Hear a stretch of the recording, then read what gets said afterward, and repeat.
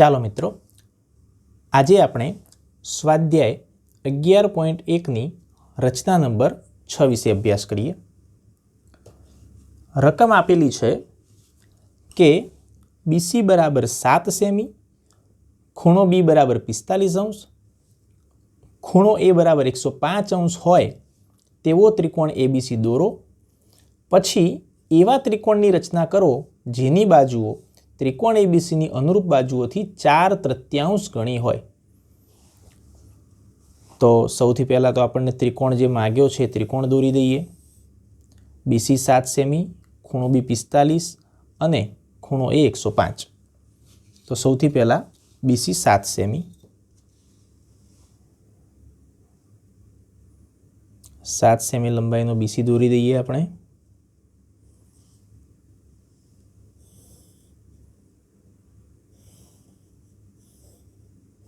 સાત સેમી લંબાઈનો BC દોરાઈ ગયો છે.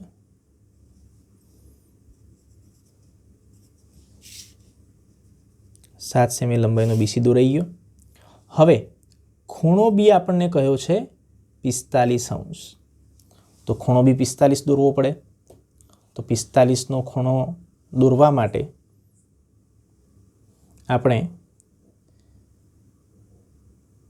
B બિંદુ ઉપરથી આવી રીતે ચાપ દોરીશું.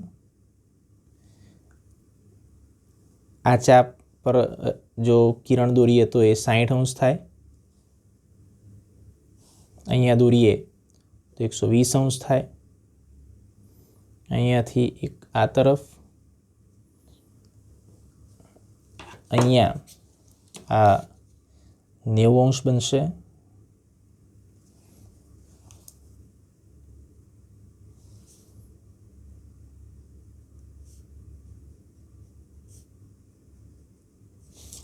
અને 45 માપ મેળવવા માટે આપણે આ જે ચાપ છે ત્યાંથી એક ચાપ દોરીશું અને આ 90નો જે ખૂણો દોર્યો છે આપણે એ રેખા જ્યાં ચાપને છેદે છે ત્યાંથી બીજો ચાપ દોરીશું.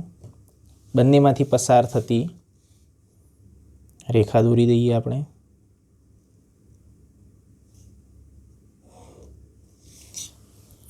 એટલે BC તૈયાર થઈ ગયા છે. ખૂણો પણ બની ગયો છે આ 45 અંશનો. હવે બાકી છે ખૂણો A બરાબર 105 અંશ. પણ 105 અહીંયા ક્યાંથી લઈશું આપણે? અહીંયા લઈએ, અહીંયા લઈએ, અહીંયા લઈએ. તો કોઈ ચોક્કસ બિંદુ નથી આપ્યું કે આ બિંદુએથી ખૂણો A 105 હોય એવું દો. તો આપણે ત્યાંથી દોરી શકતા નથી. એટલે આપણે બીજો એક વિચાર કરીએ કે શું બિંદુ Cથી દોરી શકાશે? તો એના માટે એક ગણતરી કરું છું. જુઓ, આપણે જાણીએ છીએ કે ખૂણો A, ખૂણો B અને ખૂણો C ત્રિકોણના 3 ખૂણાના માપનો સરવાળો 180 અંશ થાય. ખૂણો A આપેલો છે 105 અંશ, ખૂણો B આપણને આપેલો છે 45 અંશ, ખૂણો C આના ઉપરથી આપણને મળી જશે 105 અને 45 થશે 150 અંશ, પ્લસ ખૂણો C બરાબર 180 અંશ. 50 પેલી બાજુ જશે તો ખૂણો C બરાબર 30 અંશ. તો આપણને ખૂણો C 30 અંશ મળ્યો. તો જો ખૂણા C ને 30 અંશનો બનાવીએ તો ઓટોમેટિકલી સામે ખૂણો A છે એ 105 અંશનો બની જશે. તો C ખૂણાને 30નો બનાવી દઈએ. C ને કેન્દ્ર લઈને ચાપ દોરીએ પહેલાં.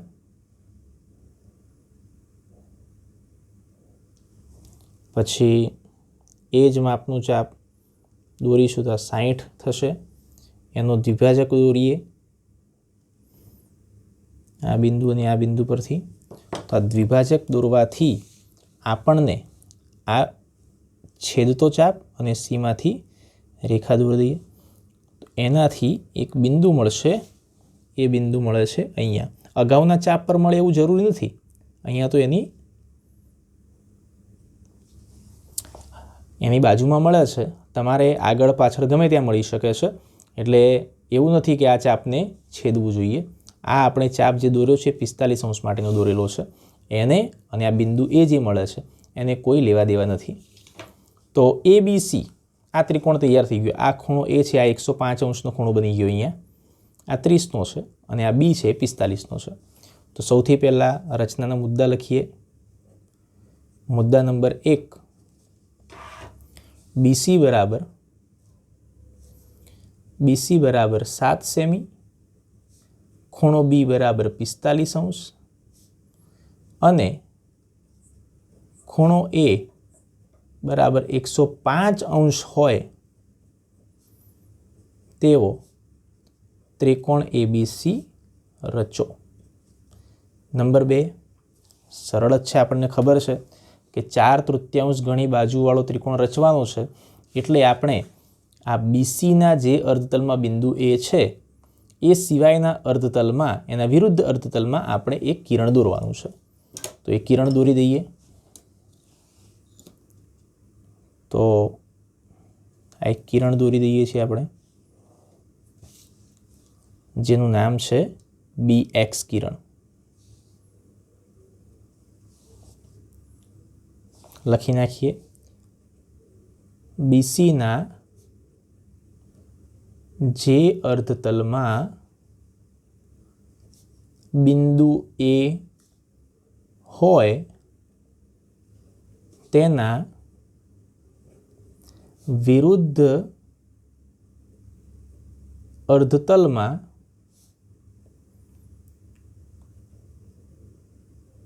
કિરણ BX એવું રચો જેથી ખૂણો CBX લઘુકોણ થાય. આમ જે કાટખૂણો, આમ કાટખૂણો છે, આ બાજુ કરો ગુરુકોણ, આ લઘુકોણ થાય એવું દોરવાનું છે. થઈ જાય એટલે હવે આપણે જોઈએ 4/3. 4/3માં મોટું માપ કયું છે? 4. 4 છે મોટું માપ છે. ફરીથી એક વખત 4/3 છે, એમાં મોટું માપ કયું છે? 4.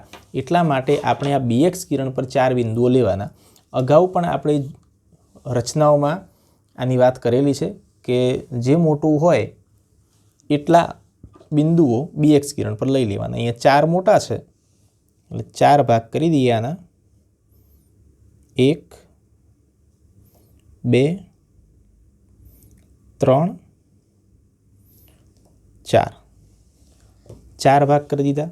નામ આપી દઈએ એને B1, B2, B3 અને B4. મુદ્દો લખી દઈએ. મુદ્દો એવો છે કે BX પર બિંદુઓ B1, B2, B3, B4 એવા લો જેથી BB1 બરાબર B1 B2 બરાબર B2 B3 બરાબર B3 B4 થાય. આ BB1 B1 B2 B2 B3 B3 B4 બધા સરખા થાય એવી રીતે લઈ લઈએ. હવે આ 4/3 ગણી છે, છેદમાં કેટલા છે? 3. અગાઉ પણ રચનાઓમાં ચર્ચા કરી છે કે છેદમાં જે હોય ત્યાંથી બિંદુ C સીધું જોડવાનું. તો છેદમાં કેટલા છે? 3. તો B3 થી C જોઈન કરી દઈએ. મુદ્દો લખી દઈશું સાથે સાથે કે B3C રચો. જુઓ મિત્રો, ફરીથી યાદ કરાવું. 4/3 છે, છેદ નાનો છે, અંશ મોટો છે, એટલે બનનાર જે ત્રિકોણ છે, નવો હવે જે બનશે ત્રિકોણ, એ ત્રિકોણ ABC કરતાં મોટો બનશે ને એની બહારની તરફ બનશે.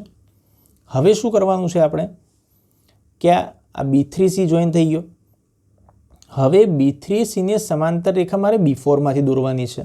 તો એ દોરતા પહેલાં આ BCને થોડુંક લંબાવી દઈએ આપણે.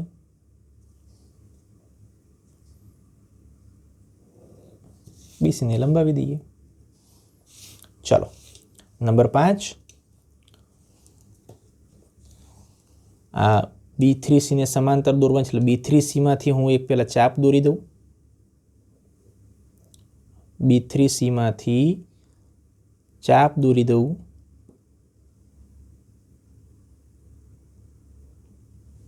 એ જ માપનું ચાપ બિફોરને કેન્દ્ર રાખીને દોરી દઈએ. હવે ચાપને માપી લઈએ.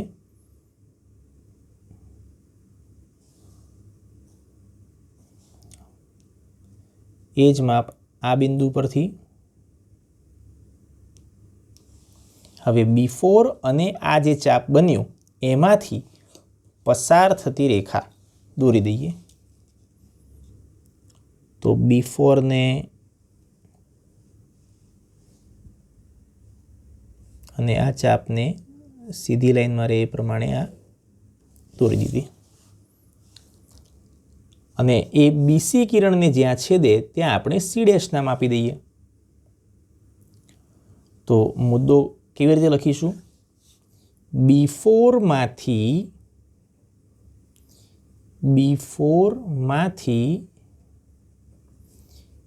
B3C ને સમાંતર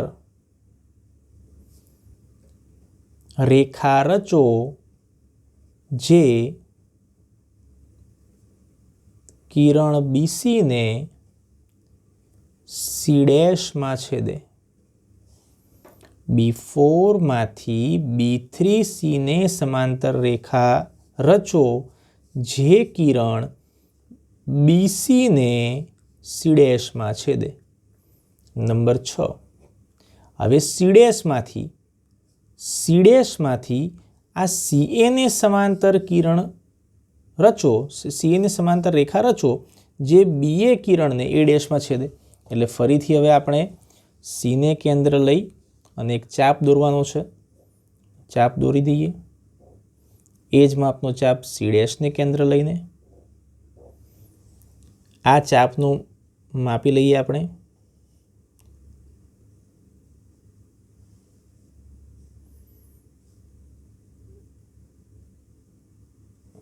બસ એ જ માપ અહીંયાથી પણ લઈ લઈએ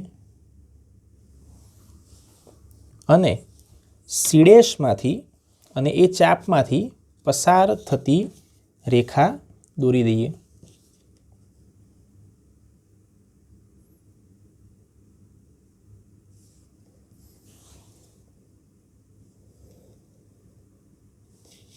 દોરાઈ ગઈ છે સી ડેશ અને અહીંયા છે આ એ ડેશ.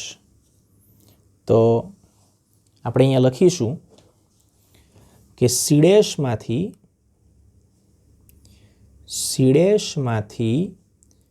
CA ને સમાંતર રેખા રચો જે કિરણ BA ને A ડેશમાં છેદે. સી ડેશમાંથી CA ને સમાંતર રેખા દોરી આપણે જે કિરણ BA ને A ડેશમાં છેદે. છેલ્લું કે A dash B C dash A માગેલ માપનો ત્રિકોણ છે. ત્રિકોણ A dash B C dash A માગેલ માપનો ત્રિકોણ છે. બરાબર મિત્રો? તો અહીંયા રચના નંબર 6 પૂર્ણ થાય છે. આભાર.